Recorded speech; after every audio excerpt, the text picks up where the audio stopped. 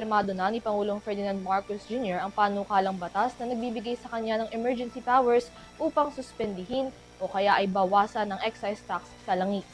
Sa kabila nito, muling nagpaalala ang Pangulo na hindi dapat magpanik ang publiko sa kabila pa rin ng nararanasang krisis sa gitna ng patuloy na sigalot sa Middle East. Ang pansamantalang pagsususpende o bawasan ng excise tax sa krudo ay tatagal ng higit sa 2 taon. Narito ang balita.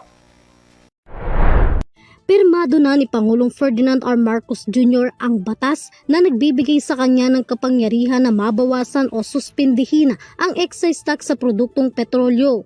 Sa ilalim ng Republic Act No. 12316, layo nitong matugunan ang epekto ng pabago-bagong presyo ng produktong petrolyo sa gitna ng nagpapatuloy na girian sa pagitan ng US-Israel laban sa Iran.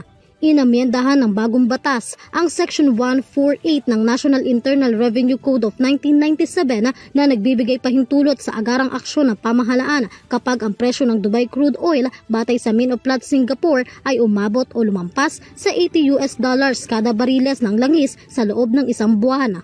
Ayon sa pamahalaan, layunin nitong mabawasan ang epekto ng pagtaas ng presyo ng produktong petrolyo sa pang-araw-araw na gastusin ng mga mamamayan, lalo na sa mga pinakapektadong sektor.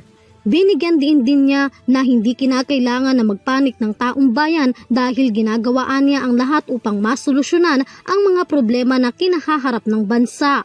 Some people will say, what are we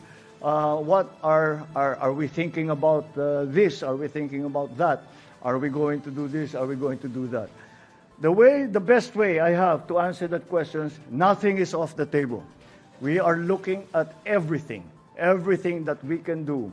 And so whatever suggestion that has been brought to us, whatever idea that we have come up with, we are examining it very, very closely in great detail to see if it is going to be advantageous to our people.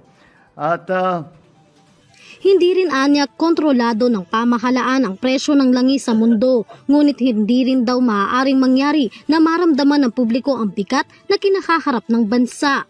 Samantala, magkakaroon naman ng mahalagang papel sa pagpapatupad ng batas ang Development Budget Coordination Committee na siyang magbibigay rekomendasyon sa Pangulo, katuwang ang Department of Energy or DOE.